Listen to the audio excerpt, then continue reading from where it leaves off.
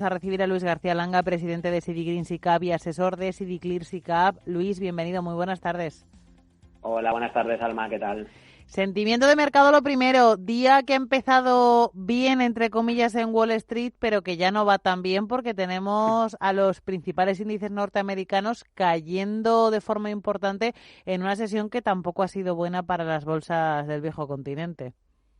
Sí, parecía que la cosa empezaba bien, con Europa abriendo en verde, Estados Unidos futuros en verde, pero bueno, se nos está girando. Parece que igual que en julio y primera quincena de agosto, todo hacía subir y parecía que no, que solo eran compras, pues parece que ahora a la mínima pues se está girando, parece que quiere haber ventas, tenemos ya los índices ya cerquita de soportes otra vez.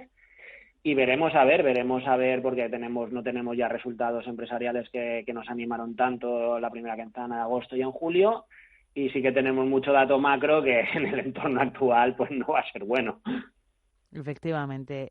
Vamos a hablar, si te parece, de esa decisión, de ese mensaje lanzado por Jerome Powell en Jackson Hole este fin de semana. ¿Hay motivos para que el mensaje del presidente de la Fed haya causado tanto susto? A ver, yo creo que motivos no hay. Es verdad que yo creo que fue sorprendente, no se esperaba un mensaje tan amenazante, no sé cómo decirlo, tan directo contra esta lucha contra la inflación y pues sacrificando crecimiento económico. La Fed lleva ya algunas reuniones subiendo por encima de lo esperado, o por encima de más que de lo esperado, porque al final se iba filtrando y siempre era lo esperado, ¿no? Pero al menos lo esperado días antes. Parecía que con las bajadas de precios del petróleo y de todas las materias primas, excepto el gas, sobre todo por los últimos días, por el corte del Nord Stream, que debería ser mañana, creo, pues parecía que se iba a relajar un poquito, pero no, parece que no sé qué datos maneja de inflación ya para de agosto. Supongo que él tiene datos que va a ser por encima de lo esperado y por encima del relativo buen dato del mes pasado. Y sí, parece que quiere continuar con esta exagerada, entre comillas también lo de exagerada, pero al menos tardía subida de tipos, tardía y mal. No olvidemos que el mensaje de Jackson Hole del año pasado era que la inflación era transitoria. Por lo tanto, se equivocaba antes, se equivoca ahora, se equivoca siempre. O acierta o ahora va a acertar y hay que sacrificar este crecimiento y hacer sufrir a las familias, como dijo él, en un entorno de alta inflación, a pesar de la caída de materias primas que ha motivado buena parte de esa inflación. O sea, que cuesta un poquito entender. Yo supongo que es que maneja datos de septiembre muy muy fuertes y que la inflación no energética pues en Estados Unidos se ha disparado. Efectivamente, la que preocupa es esa inflación subyacente.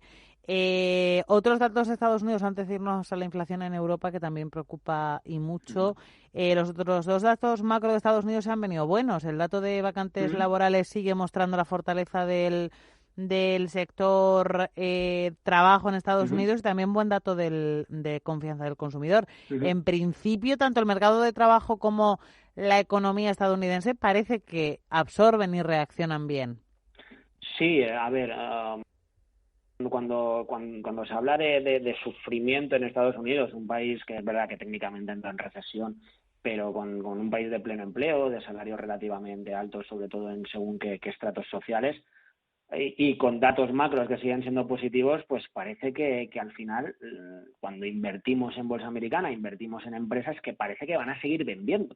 Y parece que les da igual la inflación porque pueden repercutir costes, y parece que les da igual la subida de tipos porque son capaces de absorber estos costes financieros, ya sea porque empresas que tienen poca deuda o empresas que pueden compensarlo con ventas.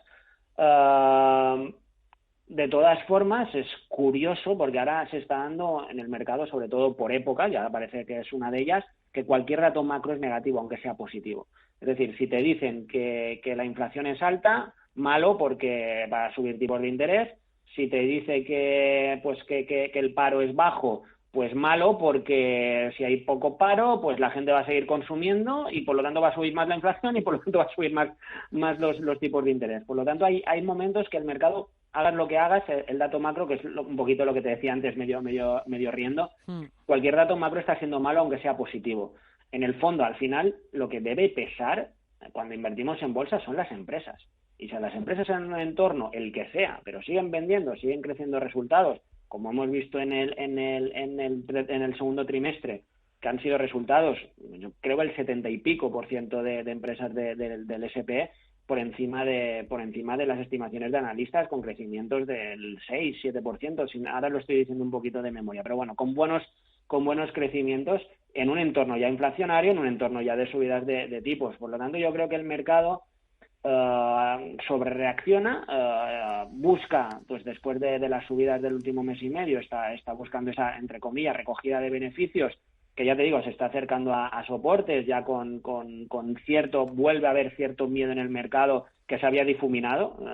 Los indicadores de miedo en el mercado ya estaban normalizados en la primera quincena de agosto. Por lo tanto, yo creo que debe ir más por esa sobrereacción que realmente problemas reales que puedan tener las cotizadas. Claro, es que de eso te quería preguntar. Las primeras semanas de agosto para la renta variable, tanto en Estados Unidos como en el viejo continente, han sido buenas. De hecho, había voces que hablaban de que la racha bajista, el ciclo bajista, estaba tocando a su fin, que volvíamos a una etapa alcista. Y sin embargo, ahora mismo, no sé si la sensación es otra o es la sobrereacción de la que estás hablando. Yo creo que de fondo hay más sobrereacción.